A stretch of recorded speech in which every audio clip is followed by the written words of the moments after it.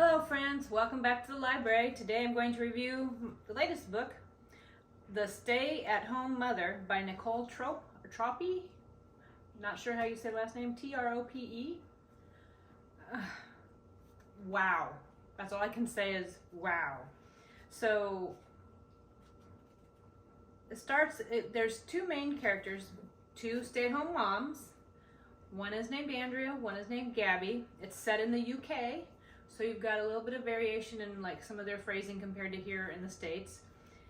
And you get to be in each of their heads as they navigate through the story and reveal a little bit more. It reminds me very much of Gone Girl, as far as like being in the head and the story continuing to unfold. I'm going to try as hard as I can not to give away any spoiler alerts, but she reminds me of another author I like whose name is Linwood Barclay. Also a great mystery thriller type of writer. So just to there's Andrea, who's nine months pregnant. She has a little 3-year-old Jack. She's married to Terry. She's a stay-at-home mom. She's about 4 weeks away from her due date with her baby. She knows it's a little girl. Then she moved into a new neighborhood. It's a nice, well-established neighborhood. Her husband's in some type of sales. And across the street lives Gabby. Gabby is a stay-at-home mom, but her son is a teenager, and her husband travels. And they kind of hit it off as, you know, new welcome to the neighborhood. You know, why don't you come over, spot tea? Here's some toys that your son Jack can play with. And they learn to, in a sense, kind of rely a little bit on each other, be dependent because they're both stay-at-home moms, but they've each got secrets. There's someone's not telling the truth. So not only are there secrets, but there's lies. And then the other question becomes, you know, how much do you trust someone, especially someone you don't know well, and that you think you know, or you want to know because you want to have a friend. They also bring in a layer of like social media, Instagram, Facebook, their involvement, not Instagram and Facebook's involvement, but the two stay-at-home mothers and their social media, their social presence, and how much of what we portray about ourselves on social media, how accurate it is, what are we really seeing when we look at the social media, how well do we really know somebody. There's a lot of layers to this book, and the author takes you on this trip and unravels it very well. It's not too slow. It doesn't feel like you're like, oh, come on, just give me something. What's going to happen? But it isn't so fast that you're like, wait, what happened? Who did what? She is very masterful about taking you along this journey and just kind of sucking you in and pulling back the layers and removing the scales closely from your eyes to where you're just like, oh, no, what?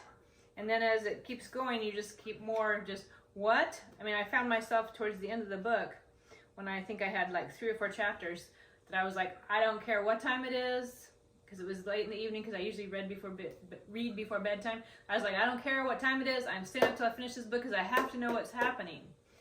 But like I said, she reminds me a lot of Linwood Barclay, in that the very end, as much as you have so much of it resolved and figured out and laid out so that you're like, ah, so that's what happened. Oh, so that's who did what. At the very end, there's still that boom where you're just like, oh, no. And so you don't expect it. I enjoyed it so much, I ordered 4 more of her books, which means there'll be more reviews coming about her books.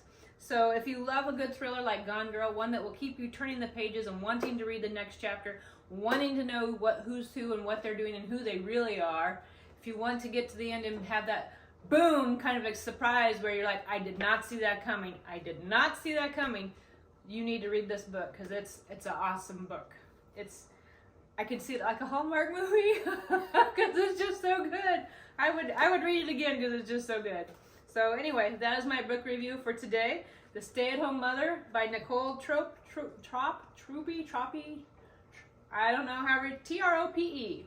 Her book. She's got many of them out there, and it's wonderful. So at least this one is. So thank you for joining me. Thank you for my book review. And yes, I get really excited and animated about books because I love them. It's like being able to live another life. It's like being able to experience another experience that maybe you can't. Like, I don't foresee myself going over to the UK in this lifetime, so at least I can experience bits of it over here. And I can't be a pregnant mother of a daughter and have a son because my children are grown. So reading books are a great way to give yourself another life somewhere else, and also expand your knowledge. They're a great way to learn things that maybe you didn't know and see other perspectives. So I strongly encourage you, please read. Pick up a book. Start with, I don't care if it's a comic book. I don't care if it's a little book. I don't care if it's a book of poems. Any kind of book. If it piques your fancy, try it. And if you find one you don't like or it doesn't do anything for you, put it away and pick up another one. Because that's the thing.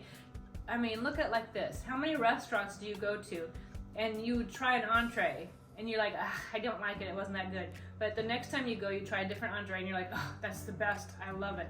Or you go to that restaurant and you're like, that was terrible, the experience is bad, I didn't like it. You go to another restaurant, same thing with a book. If you can't find one you like, there's millions of them out there. Look again, find another one. There's bound to be a book that you can enjoy. So that's my little mother rant tidbit for today. And I hope you have a wonderful day and happy reading.